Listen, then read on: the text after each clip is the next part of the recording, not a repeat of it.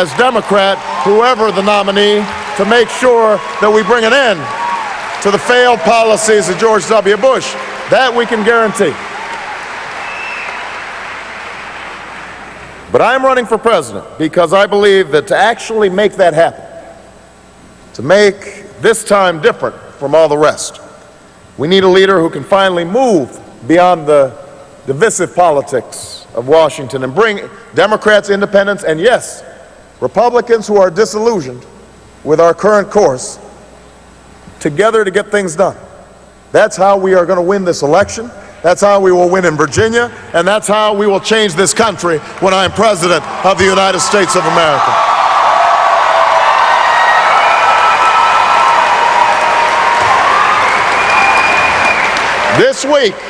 This week we found out that the presumptive nominee of the Republican Party will be Senator John McCain. Now, I believe John McCain is a good man and he is a genuine American hero, and we honor his half-century of service to this nation.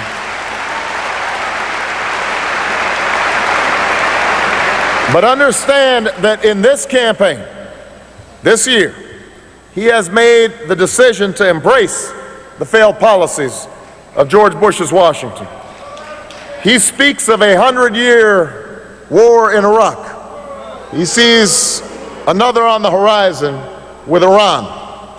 He once opposed George Bush's tax cuts for the wealthiest few who don't need them and didn't even ask for them. He said they were too expensive and unwise, that we should never cut taxes for the wealthy at a time of war. And he was absolutely right then, but somewhere along the line, the wheels came off the Straight Talk Express because he now supports the very same tax cuts he voted against. This is what happens when you spend too long in Washington. Politicians end up not saying what they mean, and they don't mean what they say. And that is why in this election, our party can't stand for business as usual in Washington. The Democratic Party must stand for change, not change as a slogan, not change as a bumper sticker, but change we can believe in. That's what this campaign is all about.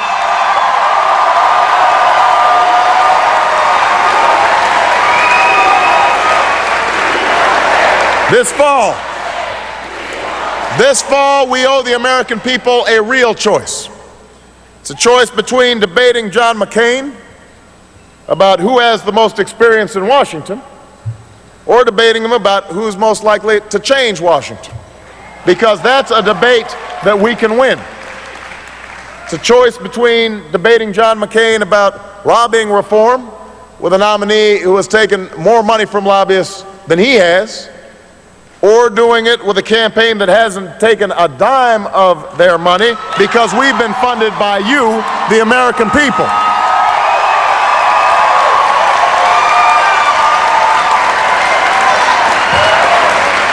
It's a choice between taking on John McCain with Republicans and independents who are already united against us, or running against him with a campaign that's uniting Americans of all parties around a common purpose.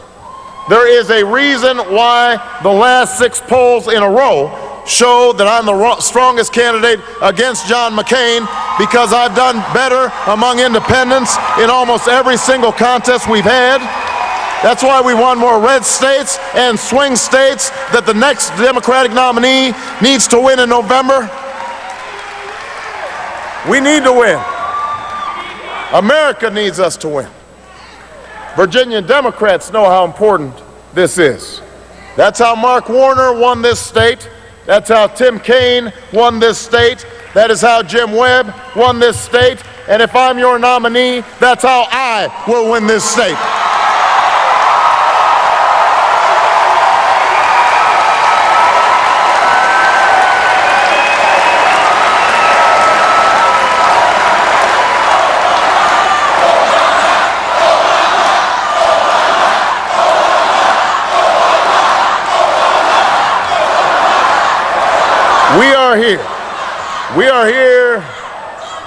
We are here to make clear that this election is not between regions or religions or genders. It's not about rich versus poor or young versus old. It's not about black versus white. It's about the past versus the future. The Republicans in Washington are already running on the politics of yesterday, which is why our party must be the party of tomorrow. And that is the party I intend to lead as President of the United States of America. I know what it takes to pass health care reform because I've done it. Not by demonizing anyone who disagrees with me, but by bringing Democrats and Republicans together to provide health insurance to 150,000 children and parents in Illinois. And when I am President of the United States, we are going to pass universal health care, not in 20 years, not in 10 years, but by the end of my first term as President of the United States of America.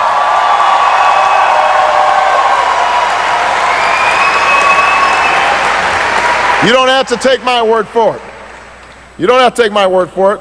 Senator Ted Kennedy recently said that he wouldn't have endorsed me if he didn't believe passionately that I will fight for universal health care as president. And he knows a little something about health care. My plan would bring premiums down for the typical family by $2,500 per year. We'd ban insurance companies from excluding people from coverage because of pre-existing conditions. We'd allow every American to get the same health care I have as a member of Congress. And I know that Senator Clinton likes to point out the difference between our health care plans. There is a real difference here, because Senator Clinton has said that the only way to provide universal health care is to say that we will go after your wages if you don't buy health care. Well, I believe the reason people don't have health care isn't because they can't afford it, isn't because they don't want to buy it. It's because they can't afford it. And that is why my plan does more to reduce costs than any other plan out there. That's how we're going to make sure that every single American has the health care that they need, and we're going to do it by the end of my first term. It's also time to bring the cost of living down for working families who are struggling in this economy like never before.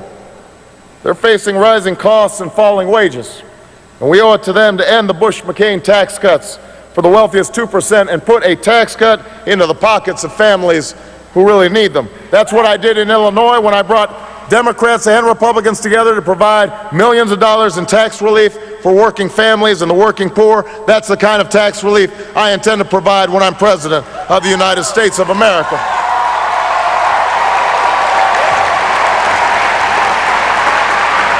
I will end the tax breaks for companies who ship jobs overseas and give middle-class tax breaks to 95% of working Americans, and homeowners who are struggling, and seniors who deserve to retire with dignity and respect. And I won't wait another 10 years to raise the minimum wage in this country. I will raise it to keep pace with inflation every year, because I believe that if you work in this country, you should not be poor. That is a basic principle of fairness in the United States of America, and I will uphold it when I am president.